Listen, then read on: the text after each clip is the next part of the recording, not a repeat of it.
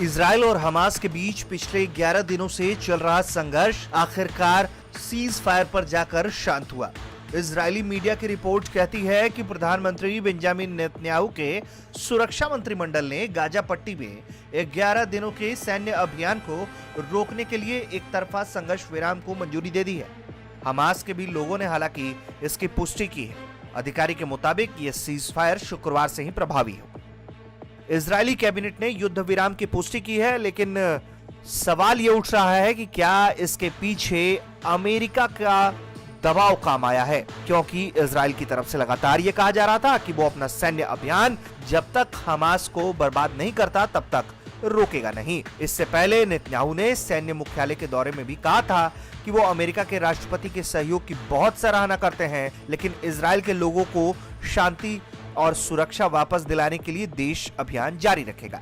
उन्होंने कहा था कि वो अभियान का मकसद पूरा होने तक उसे जारी रखने के लिए प्रतिबद्ध है। नेतन्याहू के इस बयान से कुछ ही देर पहले बाइडेन ने नेतन्याहू से तनाव में महत्वपूर्ण कमी लाने की अपील की थी, यानी कि वो उनको सीज फायर के लिए मनाने की कोशिश कर रहे थे।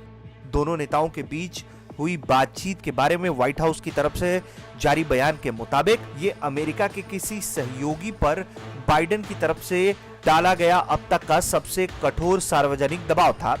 इसमें कहा गया था कि अमेरिकी राष्ट्रपति ने टेलीफोन पर हुई बातचीत में नेतन्याहू से संघर्ष विराम के रास्ते की तरफ बढ़ने को कहा है। वहीं संयुक्त राष्ट्र सुरक्षा परिषद में जब फिलिस्तीनी प्रतिनिधि ने बोलना शुरू किया तो संयुक्त राष्ट्र में इजरायली राजदूत गिलेड अर्दोन वहां से बाहर निकल गए।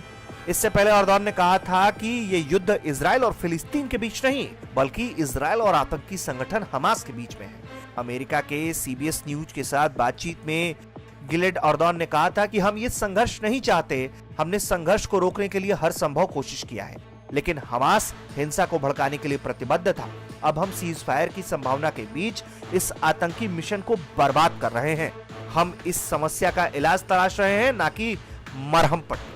जाहिर तौर पर इजराइल का ये साफ स्टैंड था, जिसके कारण दुनिया और भी ज्यादा तनाव में थी कि ये हिंसा अब किस तरफ जाएगी। इजराइल और हमास के बीच जो 11 दिनों से संघर्ष शुरू हुआ था, उसमें यरूशलेम पर लंबी दूरी के रॉकेट हमास की तरफ से लगातार दागे जा रहे थे।